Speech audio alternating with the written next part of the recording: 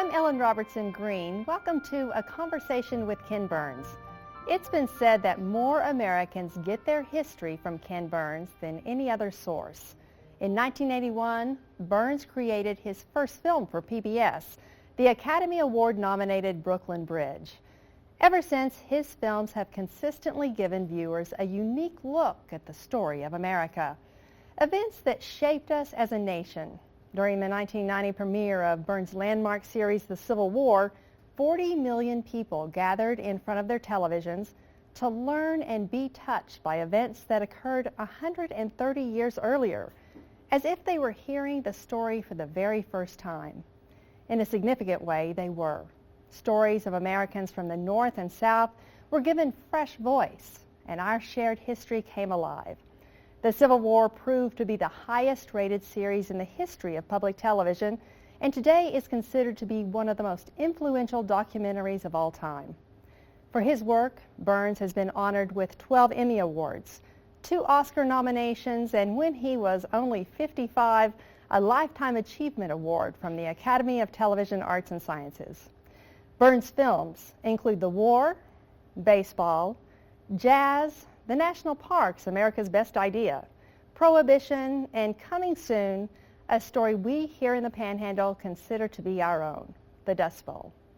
Burns and his production team are touring our area this week, providing a sneak peek of the 2-part series to many of the very people who lived through the Dust Bowl. And today, Burns is in our studio to talk with us. Please help me welcome Ken Burns.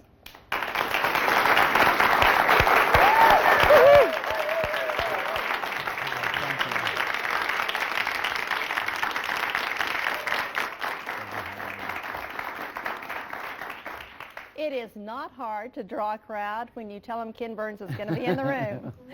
It's because I think you changed the way we relate to our history. I mean, you've taken it out of the dusty book and made it come to life.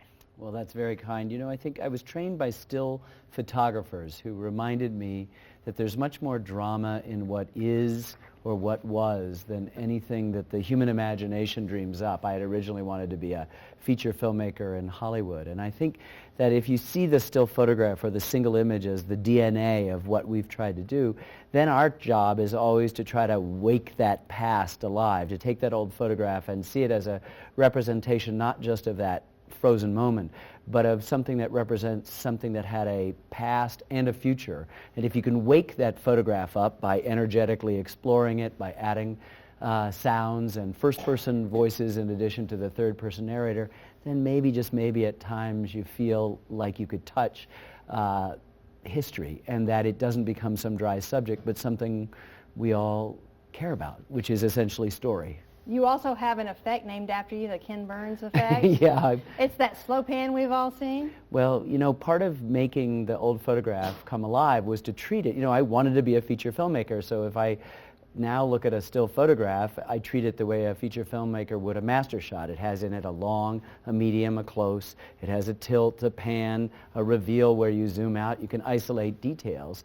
So that's only one part of what we try to do to sort of wake up the past, to apply the defibrillators and say, you know, here it is.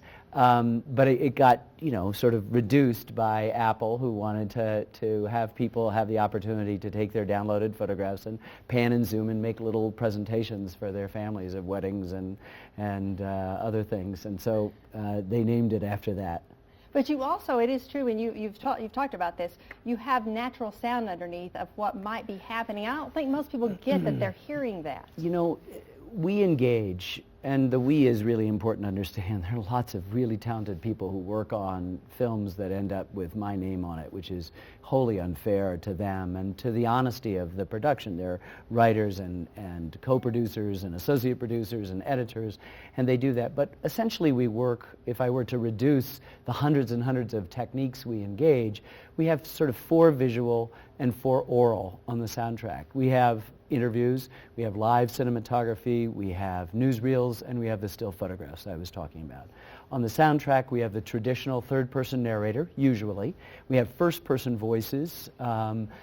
reading diaries and journals and love letters. We have period music or other music that's evocative of that time, sometimes played on period instruments. And we have a complex sound effects track. It isn't just one thing of soldiers tramping. We might at any moment have 30 or 40 different separate tracks, which we hope to blend into a melange of sound that makes you think that maybe that photograph is moving, that if you move in a certain way, if you have this sound effect, that somebody's talking, that you have that sense that maybe history is not was, as William Faulkner said, but is.